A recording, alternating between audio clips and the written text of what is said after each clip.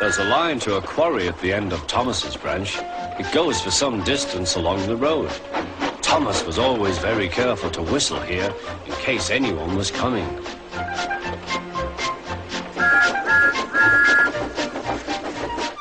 Early one morning, a large policeman was sitting close to the line. Thomas liked policemen. He had been a great friend of the officer who had just retired. Peep, peep, he whistled, "Good morning." Thomas expected that the new officer would be friendly too, but was sorry to see that he didn't look friendly at all. He was red in the face and very cross. "Disgraceful," he spluttered. "I didn't sleep a wink last night. It was so quiet, and now engines come whistling suddenly behind me." "I'm sorry, sir," said Thomas. "I only said good morning." A policeman pointed to Thomas. "Where's your cowcatcher?" he asked.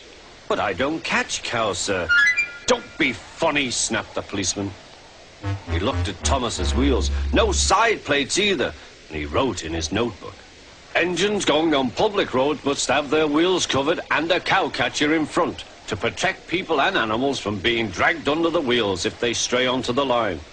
You haven't, so you are dangerous." "Rubbish," said Thomas's driver. "We've been along here hundreds of times and never had an accident." "That makes it worse," the policeman answered. He wrote "regular lawbreaker" in his book.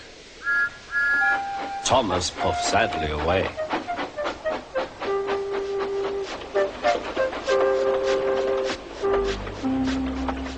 Sir Topham Hatt was having breakfast. He was eating toast and marmalade.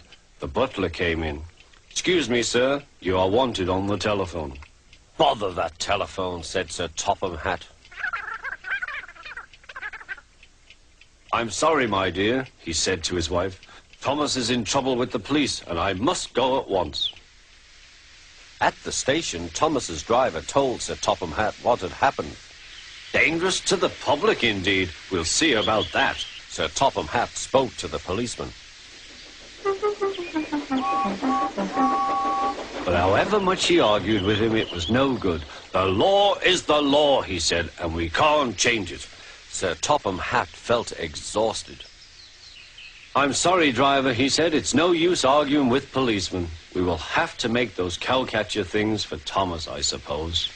"Everyone will laugh, sir," said Thomas. "They'll say I look like a tram." Sir Topham Hatt stirred. Then he laughed.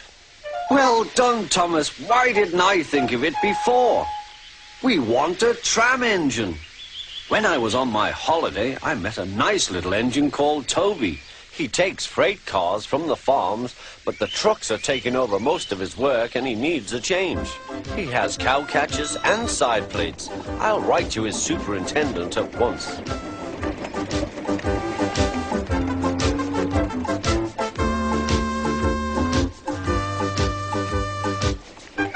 A few days later, Toby arrived.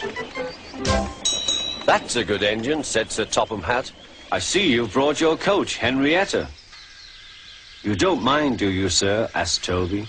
"The station master wanted to use her as a hen house, and that would never do." "No, indeed," said Sir Topham Hatt.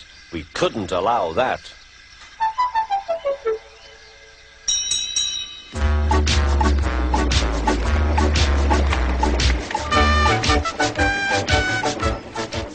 Toby made the silly cars behave even better than Thomas did.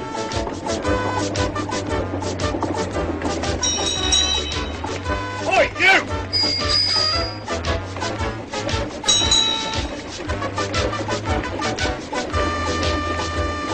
At first, Thomas was jealous, but he was so pleased when Toby rang his bell and frightened the policeman, they've been firm friends ever since.